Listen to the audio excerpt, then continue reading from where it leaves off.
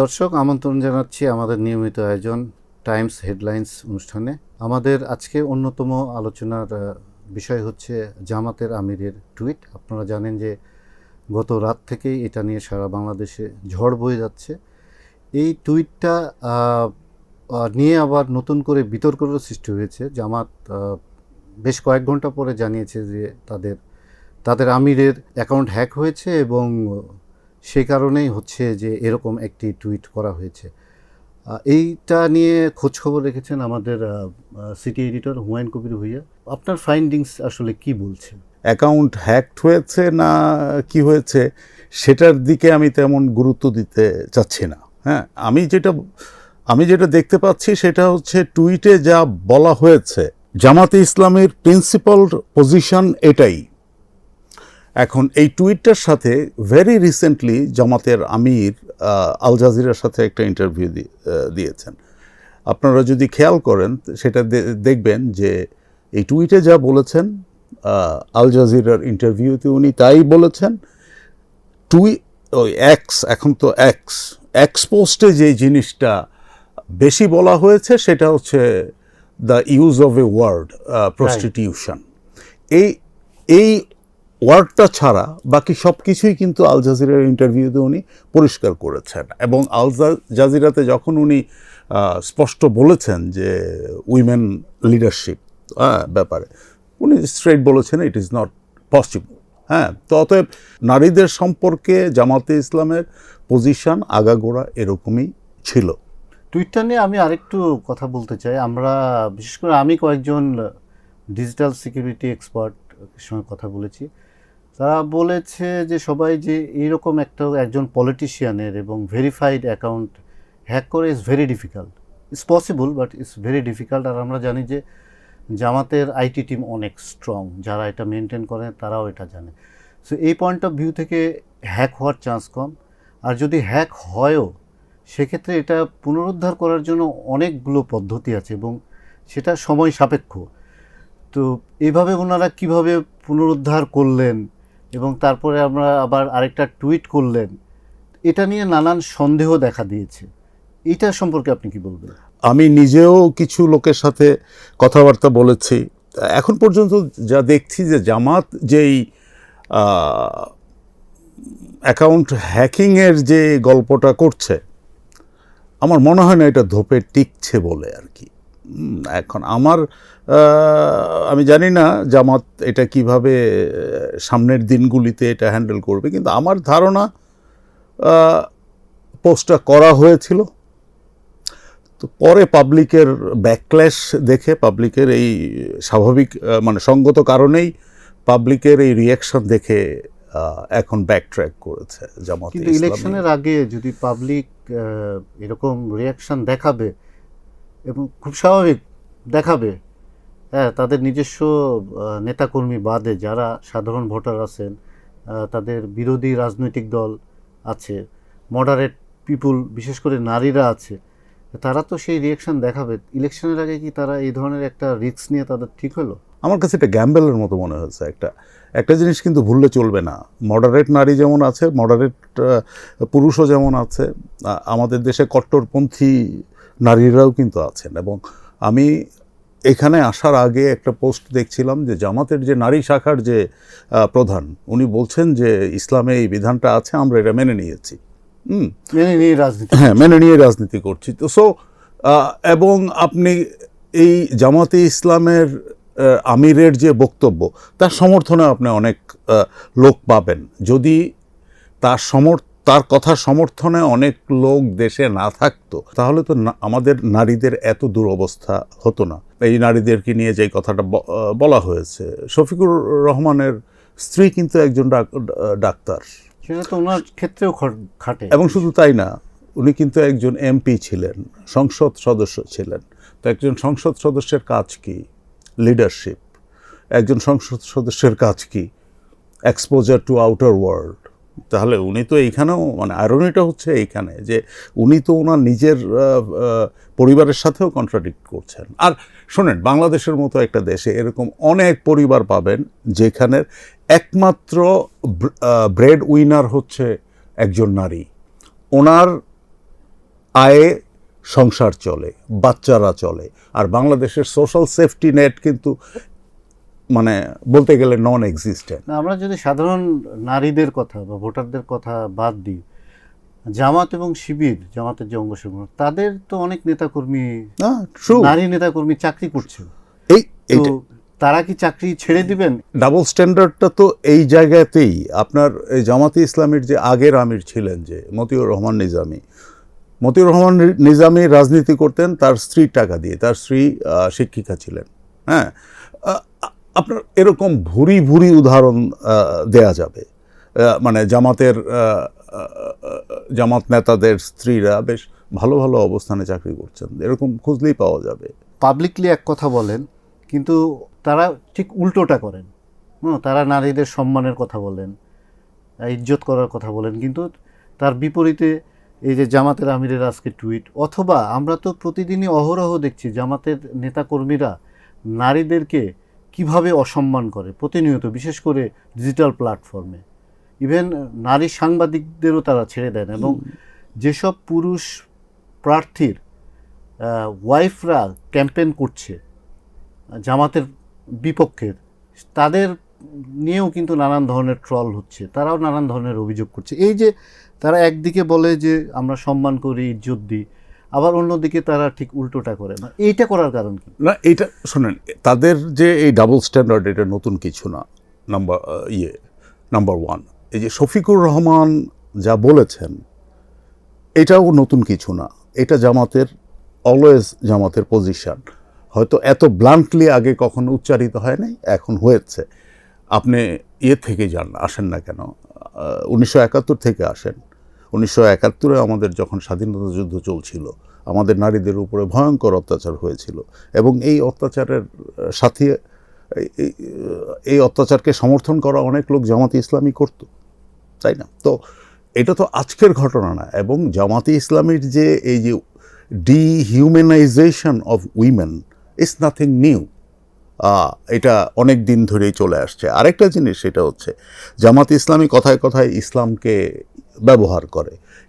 তারা বলে তাদের দল ইসলামিক ভ্যালুজ মেনে চলে। মজার কথা হচ্ছে ইসলামের ইতিহাস কিন্তু জামাতের আমিরের যে সদ্য এক্সপোস্ট, এটা কিন্তু সাপোর্ট করছে না। যেমন তো সবসময় নারীদের সম্মান করে না, আমাদের যে সবচেয়ে বড় প্রফেট হযরত মুহাম্মদ সাল্লাল্লাহু আলাইহি ওয়াসাল্লাম, ওনার প্রথম স্ত্রী ছিলেন একজন বিজনেস উইমেন, এবং উনি একজন মক্কার ইনফ্লুয়েন্সিয়াল বিজনেস উইমেন ছিলেন।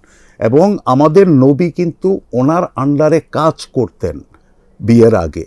তারপরে আমাদের নবীর আরেক স্ত্রী আয়েশা রাদিয়াল্লাহু তাআলা আনহা, উনি কিন্তু যুদ্ধে আমাদের নবীকে সঙ্গ দিয়েছেন। উনি আহত সৈন্যদেরকে সেবা শুশ্রূষা করেছেন, লজিস্টিক দিয়ে সাপোর্ট করেছেন।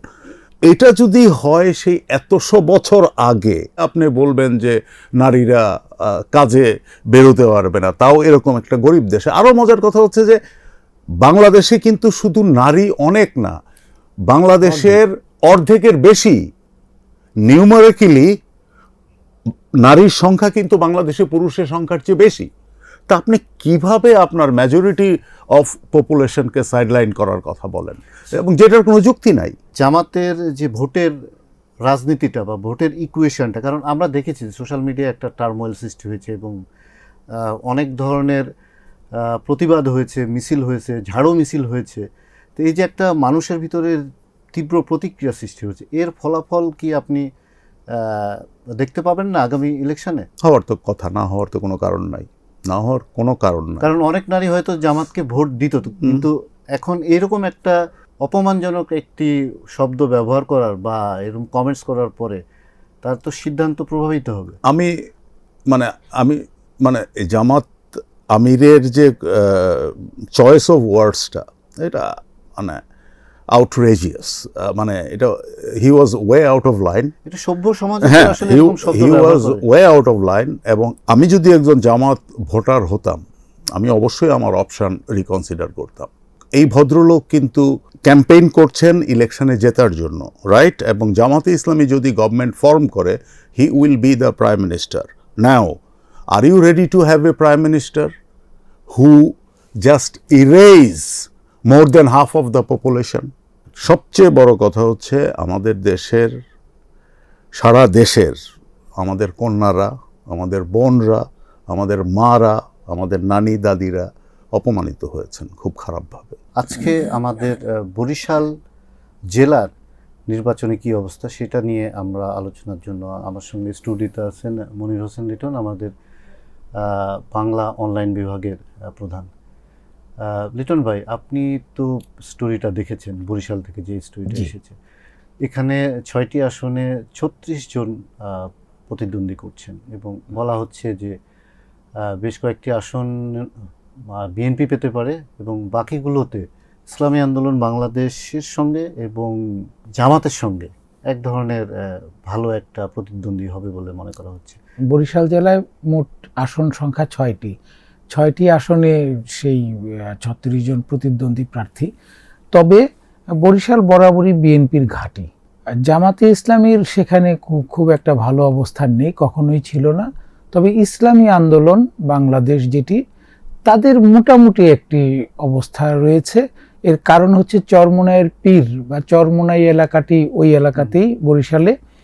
তো ওখানকার পীর, চরমোনাইয়ের পীর প্রয়াত ফজলুল করিম, উনি ইসলামী আন্দোলন বাংলাদেশ প্রতিষ্ঠা করেছিলেন। সেই 80-র দশকের মাঝামাঝি সময় থেকে তিনি ইসলামী শাসনতন্ত্র আন্দোলন নামে একটি সংগঠন নিয়ে এগোচ্ছিলেন। সেই সংগঠনটি পরবর্তীতে ভেঙে গেলে তিনি ইসলামী আন্দোলন বাংলাদেশ এই নামে প্রতিষ্ঠানটি, রাজনৈতিক দলটি দাঁড়িয়ে যায়। তার মৃত্যুর পর তার 2 ছেলে বা তার ছেলেরাই এই সংগঠনটি বা এই রাজনৈতিক দলটি পরিচালনা করছেন। তো এসব কারণে এই ইসলামী আন্দোলন বাংলাদেশের কিছুটা প্রভাব বা কিছুটা ভোট ও দেশের অন্যান্য এলাকার চাইতে বরিশাল এলাকায় রয়েছে। তবে আপনি বলছিলেন যে বিএনপির একটি ঘাঁটি, আমি সেটি বলছিলাম, আমি সেই ব্যাখ্যাতেই আসছি। বিগত নির্বাচনগুলিতে 2008-এর নির্বাচনের পরে বাকি নির্বাচনগুলিতে মূলত বিএনপি একটিতে ছিল না, আরেকটিতে থাকলেও কুখ্যাত রাতের ভোট ছিল মোট 3টি নির্বাচনের মধ্যে। এর আগে অর্থাৎ আমরা যদি সেই 73 সালের পর থেকেও ধরি, বিএনপি যতগুলি নির্বাচনে অংশ নিয়েছে ততগুলি নির্বাচনেই তারা সবচেয়ে ভালো ফলাফল করেছে সেখানে। এমনকি 2008 সালের নির্বাচনে যখন বিএনপির একটি বিপর্যয় অবস্থা ছিল, সারা দেশে মাত্র 33টি আসন পেয়েছিল, তখনও বরিশাল এই জেলার 6টি আসনের মধ্যে 2টি কিন্তু বিএনপি পেয়েছিল। এবারের যে পরিস্থিতি, সেখানে অপর আরেকটি বড় দল আওয়ামী লীগ নেই। তো এই ফাঁকে সারা দেশে বিএনপির বড় প্রতিদ্বন্দ্বী দল জামাতে ইসলামী, কিন্তু বরিশালে তা নয়। বরিশালে মূলত একটি আসনে তাদেরই বিদ্রোহী প্রার্থী, বরিশাল 1 যেটি, সেখানে বিএনপির দলীয় প্রার্থীর প্রধান প্রতিদ্বন্দ্বী তাদেরই এক বিদ্রোহী প্রার্থী।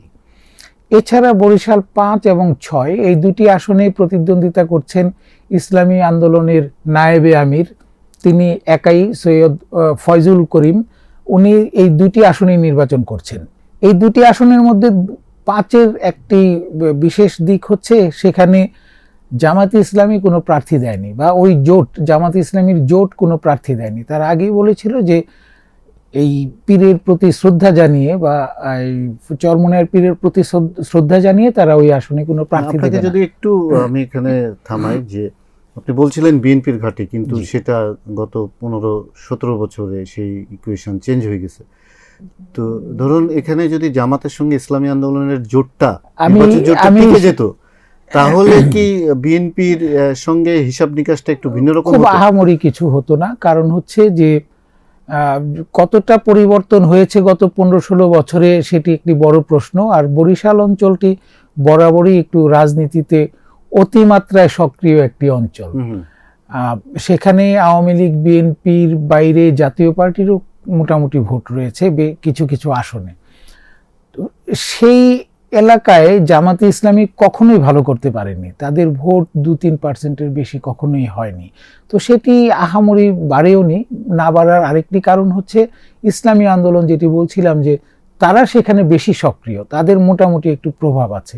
সুতরাং যতটুকু ভোট বাড়ার সেটি ইসলামী আন্দোলনের বেড়েছে, জামাতে ইসলামী মানে বিএনপির পরে আপনি বিশেষ করে বরিশাল জেলায় ইসলামী আন্দোলনকে এগিয়ে রাখছেন। বর্তমান যে প্রেক্ষাপট তাতে করে ইসলামী আন্দোলন এগিয়ে থাকে, সেখানে জামাতের চাইতে তাদের কি কোনোভাবে একটি বা দুটি আসন পাওয়ার কি যেটি কোনো সম্ভাবনা বলছিলাম আছে? যে দুটি আসন বরিশাল 5 এবং 6, এই দুইটি আসনে ইসলামী আন্দোলনের যিনি সৈয়দ ফয়জুল করিম, তিনি বরিশাল 5 আসনে বিএনপির যে হেভিওয়েট প্রার্থী তার প্রধান প্রতিদ্বন্দ্বী বা তার সাথে একটি হাড্ডাহাড্ডি লড়াই তৈরি করতে পারেন, এই কারণে যে সেখানে জাতীয় পার্টির একজন প্রার্থী রয়েছেন, কারাগার থেকে তিনি নির্বাচন করছেন, তার মেয়ে মাঠ চষে বেড়াচ্ছেন, এ কারণে তিনি একটা সহানুভূতি সূচক ভোট পাবেন। সেই জায়গায় বরিশাল 5-এর যে জাতীয় পার্টি, তারপরে বাসদের একজন প্রার্থী রয়েছেন ডাক্তার মনীষা চক্রবর্তী, তিনি শ্রমজীবী মানুষের মধ্যে বেশ জনপ্রিয়। তো এইবারের নির্বাচনে উনি শ্রমজীবী মানুষের যে ভোট, সেটি বাসদের তো নিজস্ব ভোট নেই, উনি যতটা ভোটই কাটবেন সেটি বিএনপির ভোট কাটা পড়বে। অন্যদিকে ইসলামী আন্দোলনের ভোট কাটার মতো কেউ নেই সেখানে। তো সেই হিসেবে মুজিবুর রহমান সারোয়ার, যিনি হেভিওয়েট, এর আগে সিটি কর্পোরেশনের মেয়র ছিলেন, তিনি একটা শক্ত প্রতিদ্বন্দ্বিতায় পড়তে পারেন। তো বোঝা যাচ্ছে যে বরিশাল জেলায় বিএনপি ভালো অবস্থানে থাকলেও সবকটি আসনে দুটি আসনে প্রতিদ্বন্দ্বিতা হবে, হ্যাঁ, আর একটি আসনে বিএনপি বনাম বিদ্রোহী বিএনপির মধ্যে প্রতিদ্বন্দ্বিতা হবে। বাকি 3টি আসনে মোটামুটি বলা চলে যে বেশ খানিকটা এগিয়ে আছে তারা। আজ দ্বিতীয় দিনের মতো চট্টগ্রাম পোর্টের নিউমোরিং টার্মিনালে ধর্মঘট হয়েছে এবং আগামীকালও সেটা এক্সটেন্ড করা হয়েছে। তো এই ধর্মঘটের কারণ কি এবং সেই ধর্মঘটের কারণে কি ধরনের ক্ষতির সম্মুখীন আমরা হচ্ছি, সেটা নিয়ে আলোচনার জন্য আমার সঙ্গে আছেন মাহফুজুল্লাহ বাবু, আমাদের বিজনেস এডিটর। বাবু, এই যে 2 দিন ধর্মঘটটা হলো নিউমোরিং টার্মিনালে সকাল 8টা থেকে 4টা পর্যন্ত, এইটা সংক্ষেপে কেন করছে এটা এবং তার পরবর্তীতে এর কনসিকুয়েন্সগুলো কি কি? কনসিকুয়েন্স হচ্ছে যে একটা সাধারণ দিনে যে পরিমাণ আপনার যে কন্টেনার হ্যান্ডলিং করে এক্সপোর্টে বা ইম্পোর্টে, তার আমরা রাফলি প্রায় অর্ধেকে নেমে এসছে। কারণ আসলে ওই যে দিনের একটা বড় সময় যে প্রাইম টাইমটাই আসলে অফিস আওয়ার, আমরা যেটাকে বলি অফিস আওয়ারটাই আসলে কোনো কাজ হচ্ছে না। আমরা তো ভেবেছিলাম যে 2 দিনের ধর্মঘট শেষ হয়ে যাবে, তাহলে তৃতীয় দিনে গড়ানোর কারণটা? তৃতীয় দিনে গড়ানোর কারণ যারা আন্দোলনকারীদের সাথে কথা বলে আমাদের যে চিরাং ব্যুরোর যে আমাদের প্রতিবেদক, তিনি জানতে পেরেছেন যে আসলে সরকার ডেসপারেটলি মানে ইলেকশনের আগেই ডিপি ওয়ার্ল্ডের সাথে চুক্তিটা করে ফেলার, দুবাই ভিত্তিক যে প্রতিষ্ঠানটি, রাইট তার হাতে এই যে নিউমোরিং কন্টেনার টার্মিনালটা তার হাতে দেওয়ার ম্যানেজমেন্টটা চুক্তির একটা লং টার্ম চুক্তিতে শোনা যাচ্ছে, এখন 15 বছরের চুক্তিতে যাবে, আগে শোনা যাচ্ছিল 22-23 বছরের কথা। ভেবেছিল যে 2 দিনে সরকার হয়তো পিছিয়ে আসবে, কিন্তু সরকার যেটি করেছে হার্ড লাইনে গেছে, ঠিক যেটা আমরা যেটা দেখেছিলাম এনবিআর এর ক্ষেত্রে, যে অফিসারদেরকে বদলি করা, পানিশ করা, এই সিমটমটা আসলে পোর্টেও দেখা যাচ্ছে যে কর্মকর্তারা এগুলোর সাথে ইনভলভ, তাদেরকে আপনার বদলি করেছে 4 জনকে। তারপরে এখন সভা সমাবেশ সেখানকার টেকনিক্যাল এরিয়াগুলোতে নিষিদ্ধ করে দিয়েছে। মানে একদিকে সরকার হচ্ছে রিজিড যে তারা ডিপি ওয়ার্ল্ডের সঙ্গে চুক্তিতে যাবে, অন্যদিকে যারা আন্দোলনকারী শ্রমিক, যারাই আমরা জানি যে পলিটিক্যাল, এবং তারা হুঁশিয়ারি দিয়েছে যদি এই চুক্তিতে যায় সরকার, তাহলে তারা এখন তো ওই যে আপনার 4টা থেকে সকাল 7:59 পর্যন্ত মালপত্র আনলোড হচ্ছে, কিন্তু সেটাও বন্ধ হয়ে যাবে। দ্যাট মিনস তারা অনির্দিষ্ট ধর্মঘটের আপনার ডাক দিয়েছে যদি চুক্তি হয়ে যায়। নিশ্চয়ই ব্যবসায়ীদের সঙ্গে আপনার কথা হচ্ছে বিষয়টা নিয়ে, ব্যবসায়ীরা কি বলছেন? ব্যবসায়ীরা আসলে এই একটা ব্যাপারে খুবই বিরক্ত। তারা বলছেন যে আসলে বন্দর যেভাবে চলছিল সেভাবে চলার কোনো সুযোগ নেই, কারণ একটা জাহাজ 3 দিন প্লাস লেগে যায় আপনার টার্ন আউট যদি সবকিছু খালাস করতে, এবং জট থাকে জাহাজের। এটি আসলে কারোর জন্য, সবার খরচ বাড়ে, সবার জন্য লাইফ পেইনফুল হয়ে যায় ব্যবসা বাণিজ্যের। তো যেটা কিনা সিঙ্গাপুরে আপনার 24 ঘন্টা, অন্যান্য ইভেন আপনি দেখেন ম্যানেজমেন্ট প্রবলেম কাকে বলে, কতটা খারাপভাবে চলে আসছিল। যে চিটাগং ড্রাই ডক লিমিটেড, যেটা আপনার সরকারি প্রতিষ্ঠান, তারা যখন দায়িত্ব নিয়েছে নেভির কন্ট্রোলে আর কি, এটা যে অন্তর্বর্তী সরকারের আমলে, এই 3 দিনেরটাই টার্ন অ্যারাউন্ড টাইম এখন 2 দিনে নেমে এসছে। অ্যান্ড বলা হচ্ছে যে বিদেশি প্রতিষ্ঠান দায়িত্ব নিলে সেটি আরও এফিসিয়েন্ট হবে। এদিক থেকে কোনো সমস্যা নেই, তারা এই এক্সপেকটেশন তাদের দীর্ঘদিনের দাবিও, কিন্তু তারা বলছেন যে অন্তর্বর্তী সরকার নিরাপত্তা, অন্যান্য মৌলিক যে খুব সহজ অ্যাসাইনমেন্টে চরমভাবে ব্যর্থ হয়েছে।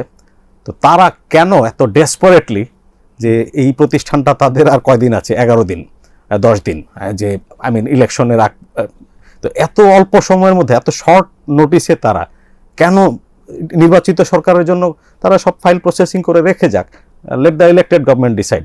কিন্তু মানে এখানে সরকারের একটা সুনির্দিষ্ট কোনো স্বার্থ বা উদ্দেশ্য দেখছেন আপনি এর পেছনে?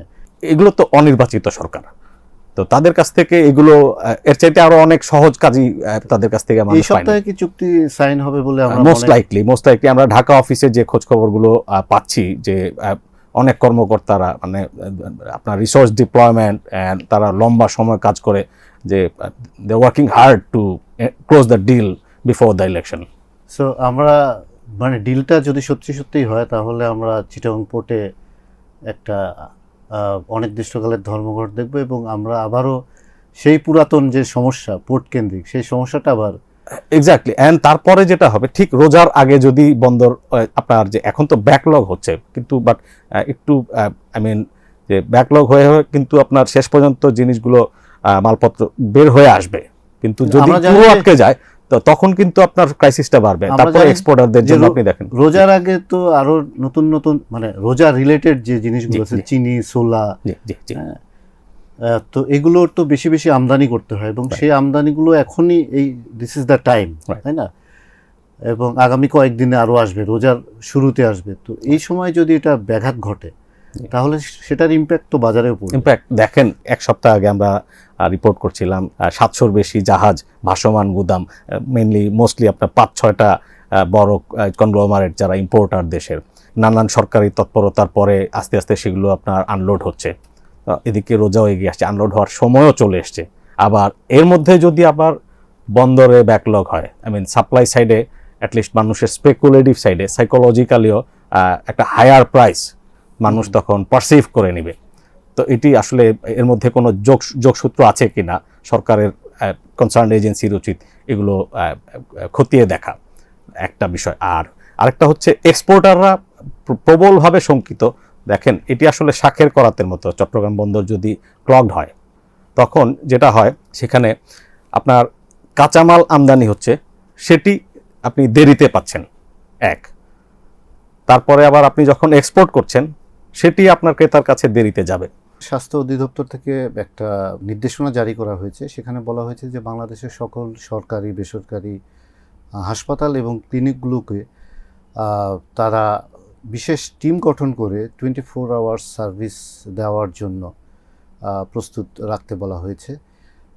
এটি আমাদের আজকের একটি গুরুত্বপূর্ণ স্টোরি যেটি নিয়ে আমরা আলাপ করতে চাই আমাদের স্টাফ রিপোর্টার মোহাম্মদ আল আমিন সাদমানের সঙ্গে। সাদমান, এই নির্দেশনাটা সেখানে আসলে কি আছে? সাধারণত আমরা সবসময় দেখে আসছি যে নির্বাচনকালীন সময় বিভিন্ন ধরনের সহিংসতার ঘটনা ঘটে। রাজনৈতিক দলগুলো এবং তাদের সমর্থক নেতাকর্মীদের মাঝখানেই বিভিন্ন ধরনের রাজনৈতিক সহিংসতা আমরা বাংলাদেশের এই যাবৎকালে যত নির্বাচনই আছে ততবারই আমরা দেখি। নির্বাচনের সহিংসতা হতে পারে এটা মাথায় রেখেই কি এই ধরনের আমরা আগের পূর্বের ইলেকশনের সময় আমরা এরকম কোনো নির্দেশনা স্বাস্থ্য অধিদপ্তর থেকে দেখিনি। এই পর্যন্ত স্বাস্থ্য অধিদপ্তরের বিভিন্ন কর্মকর্তা অথবা এই পর্যন্ত আমরা 8-9টা হাসপাতালের প্রধানদের সাথেই কথা বলেছি বা বিভিন্ন দায়িত্বরত ব্যক্তিদের সাথেই কথা বলছি। তারা তাদের কথায় এই সুরটাই ছিল যে নির্বাচন কেন্দ্রিক সহিংসতা ঘটতে পারে এবং সেই জন্যই স্বাস্থ্য অধিদপ্তর থেকেই এইগুলো। তো আমার মনে হয় কিছুদিন আগেই ইসি ইলেকশন কমিশন স্বাস্থ্য অধিদপ্তর এবং পুলিশকে তারা বলেছিল যে নির্বাচনকে কেন্দ্র করে যে ধরনের সহিংসতার যে আশঙ্কা করা হচ্ছে তা কেন্দ্র করেই তারা বিভিন্ন প্রস্তুতি নেওয়ার জন্য বলা হচ্ছিল। এবং এর পরবর্তীতে আমরা দেখতে পেরেছি যে ইসি ইলেকশন কমিশন কিছু তিন ভাগে ভাগ করে যে ভোট কেন্দ্রগুলো আছে সেই ভোট কেন্দ্রগুলোকেই 3 ভাগে ভাগ করে তারা দিয়েছিল যে এইটা বেশি ঝুঁকিপূর্ণ, কম ঝুঁকিপূর্ণ, জি জি জি এইভাবে আসলে মার্কিংটা করা হয়েছে। বেশি ঝুঁকিপূর্ণ জায়গাগুলো তো দেখা গিয়েছে এই যে দিয়েছে প্রায় 40-41% হচ্ছে ঝুঁকিপূর্ণ হিসাবে বিবেচনা করেছে পুলিশের সূত্র তা বলছে আর কি, পুলিশের তথ্য মতে আমরা তা জানতে পেরেছি। এবং হাসপাতালগুলো আমি যদি স্পেসিফিক্যালি কিছু জায়গার কথা বলি, যেমন চট্টগ্রামের প্রায় 1/3-এর বেশি ভোট কেন্দ্রগুলোকে আসলে ঝুঁকিপূর্ণ ধরা হচ্ছে। এগুলো শুধুমাত্র সহিংসতার আশঙ্কা এরকম না, সেই কেন্দ্রগুলো দূরে অবস্থিত সেই ভবনগুলো ঝুঁকিপূর্ণ, এরকম বিভিন্ন ফ্যাক্টর থাকলেও মূলত হচ্ছে সহিংসতার আশঙ্কা কেন্দ্র করেই আর কি ঝুঁকিপূর্ণ। আপনি তো অনেক হসপিটালের সঙ্গে কথা বলেছেন, জি, প্রায় তারা 8-9টা। কি তাদের সেই প্রয়োজনীয় নির্দেশনা অনুযায়ী প্রস্তুতি নিয়েছে? হ্যাঁ, এ পর্যন্ত হচ্ছে যতগুলো হাসপাতালের প্রধান বা দায়িত্বরত ব্যক্তিদের সাথেই কথা বলেছি, তারা সকলেই আসলে সেই প্রস্তুতিগুলো গ্রহণ করছে, এবং দু একজন এরকমও বলেছে যে আমরা 2-1টা জায়গায় এখনো করতে পারিনি, কিন্তু আমরা আমাদের কাজ চলমান। যেমন হচ্ছে সিটি কর্পোরেশনগুলোতে 6টা টিম, তারপর হচ্ছে ইভেন উপজেলা পর্যায়েও 2টা করে টিম রেডির কথা বলা হয়েছে, এবং হাসপাতালগুলোর তথ্য আসলে এটাই বলছে যে তারা এটার জন্য যা যা প্রস্তুতি নেওয়া দরকার তা নিচ্ছে। যেমন একটি হচ্ছে যে জরুরি যে সেবাটা সেটা কখনো বন্ধ হবে না, এটাই বিশেষ করে হচ্ছে সব হাসপাতালের তরফ থেকেই হচ্ছে বলা হচ্ছে যে তারা এটা মানে কোনো ঘটনা যদি ঘটে, অপ্রীতিকর ঘটনা ঘটলে যে এলাকায় ঘটবে সেই এলাকার হসপিটাল, ক্লিনিক তারা যেন ওই আপৎকালীন সময় সার্ভিসটা দিতে পারে, জি স্বাস্থ্য সেবাটা দিতে জি, পারে। আর এখনো তো সময় আছে। এই নির্দেশনায় আমরা দেখেছি 8 ফেব্রুয়ারি থেকে 13 ফেব্রুয়ারি পর্যন্ত এই প্রস্তুতি নেওয়ার এবং প্রস্তুত থাকার কথা বলা হয়েছে। তাদের আরো 7 দিন সময় আছে। তো কিন্তু ইতিমধ্যে বেশিরভাগ হাসপাতালই বলেছে তাদের প্রস্তুতি সম্পূর্ণ, এবং তারা, আমার মনে হয় তারা এই ব্যাপারটা আসলে নিজেরাও অনেক আগে থেকে আশঙ্কা করে রেখেছিল। আমরা তো বিভিন্ন মানবাধিকার সংস্থার রিপোর্ট ইতিমধ্যে দেখেছি যে আসলে নির্বাচনকে কেন্দ্র করে ইতিমধ্যেই তো অনেক জায়গায় সহিংসতা শুরু হয়ে গেছে। আজকে কিছুক্ষণ আগেও পটুয়াখালীতে আমরা দেখেছি যে একটি সহিংসতার ঘটনা ঘটেছে। তো আমার মনে হয় যে এটার প্রতিদিনই কিছু না কিছু ঘটছে, জি, নানান জায়গায় ঘটনা ঘটছে এবং অনেকে আহত হচ্ছে। আমরা জি, জানি এর মধ্যে একজন মারাও গেছে। ধন্যবাদ দাদা। ধন্যবাদ।